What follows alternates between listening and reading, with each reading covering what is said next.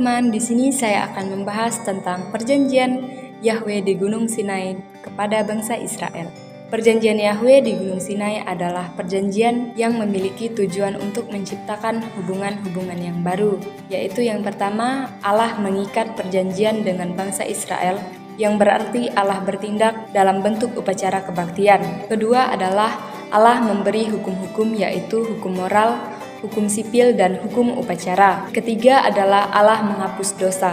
Perjanjian Gunung Sinai adalah 10 perintah Allah dan hukum Taurat yang diberikan Allah kepada umat Israel melalui Musa. Di dalam perjanjian Gunung Sinai pun Allah memberi tanda dan janji tentang kedatangan Yesus Kristus. Perjanjian di Gunung Sinai adalah perjanjian yang diikat dengan darah dan dibuat melalui seorang perantara. Oleh karena itu, perjanjian ini menyiratkan pekerjaan penebusan dari Kristus yang terjadi melalui pencurahan darahnya pada kayu salib serta pekerjaan perantara yang ia lakukan.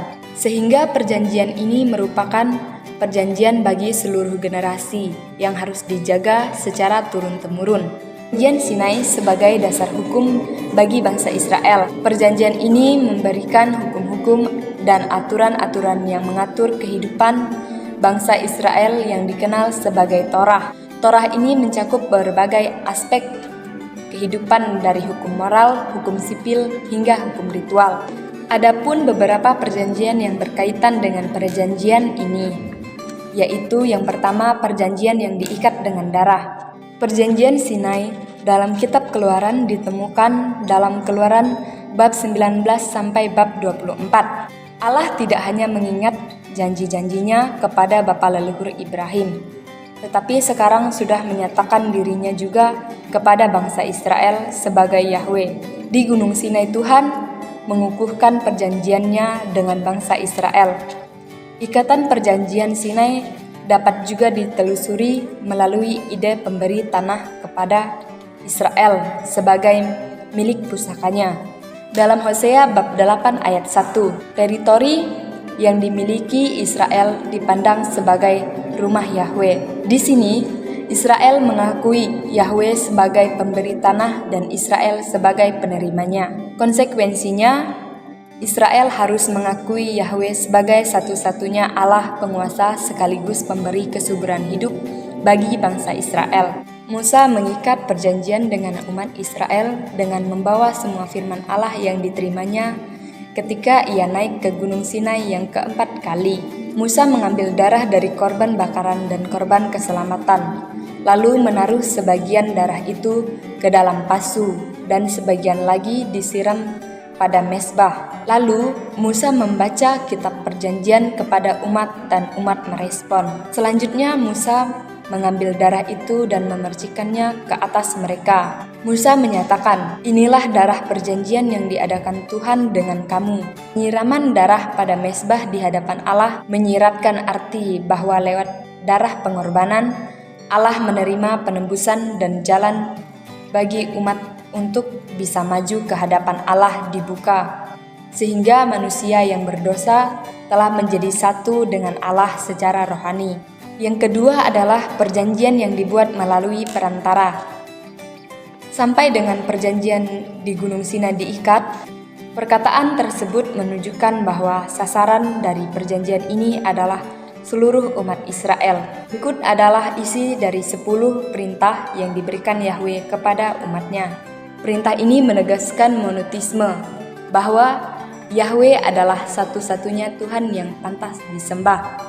Bangsa Israel yang baru saja keluar dari perbudakan di Mesir, di mana mereka terbiasa dengan banyak dewa, harus memahami bahwa Yahwe adalah Tuhan yang tunggal dan berdaulat. Yang kedua adalah jangan membuat bagimu patung yang menyerupai apapun yang ada di langit di atas, atau yang ada di bumi di bawah, atau yang ada di dalam air di bawah bumi. Perintah yang kedua ini diambil menurut Kitab Keluaran bab 20 ayat 4. Perintah ini melarang penyembahan berhala, yang merupakan bentuk penyembahan kepada dewa-dewa lain selain Yahwe. Bangsa Israel dilarang membuat patung atau gambar apapun untuk disembah. Hal itu akan mengalihkan perhatian mereka dari Yahwe. Yang ketiga adalah jangan menyebut nama Tuhan Allahmu dengan sia-sia. Perintah yang ketiga ini diambil dari kitab Keluaran bab 20 ayat 7.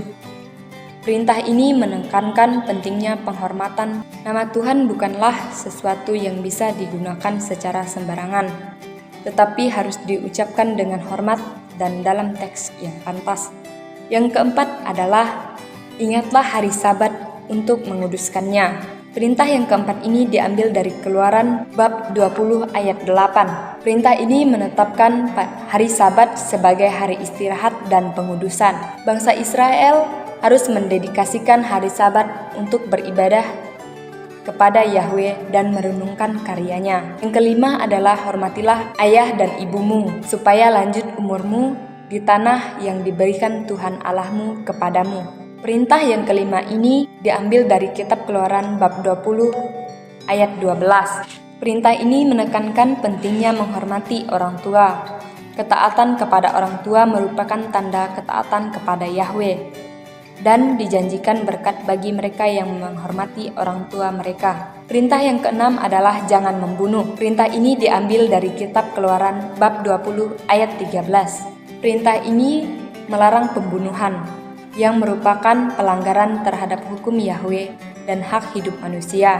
Yang ketujuh adalah jangan berzina. Perintah ini diambil dari kitab Keluaran bab 20 ayat 14. Perintah ini melarang perselingkuhan yang merusak hubungan pernikahan dan keluarga. Yang kedelapan adalah jangan mencuri. Perintah ini diambil dari kitab Keluaran bab 20 ayat 15. Perintah ini melarang pencurian yang merupakan pelanggaran terhadap hak milik orang lain. Yang kesembilan adalah jangan mengucapkan saksi dusta tentang sesamamu. Perintah ini diambil dari kitab Keluaran bab 20 ayat 16. Perintah ini melarang memberikan kesaksian palsu yang dapat merusak reputasi dan hubungan antar manusia. Dan yang ke-10 adalah jangan mengingini rumah sesamamu.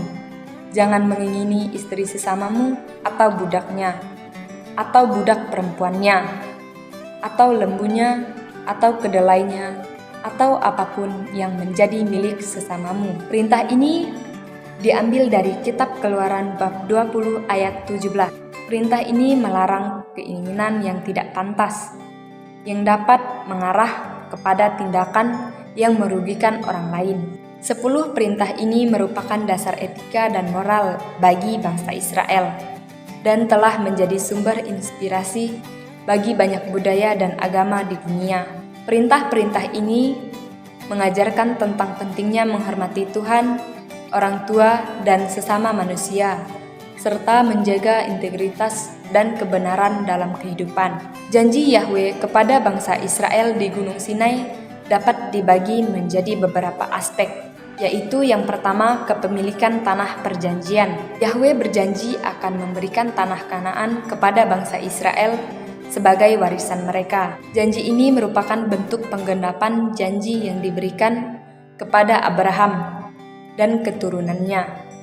Yahwe akan menjadi Allah mereka, dan mereka akan menjadi umat pilihannya. Yang kedua adalah perlindungan dan keberkatan.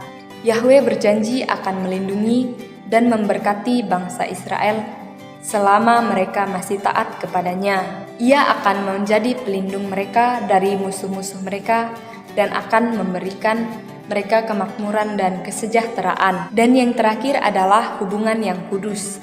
Yahwe berjanji untuk membangun hubungan yang kudus dengan bangsa Israel.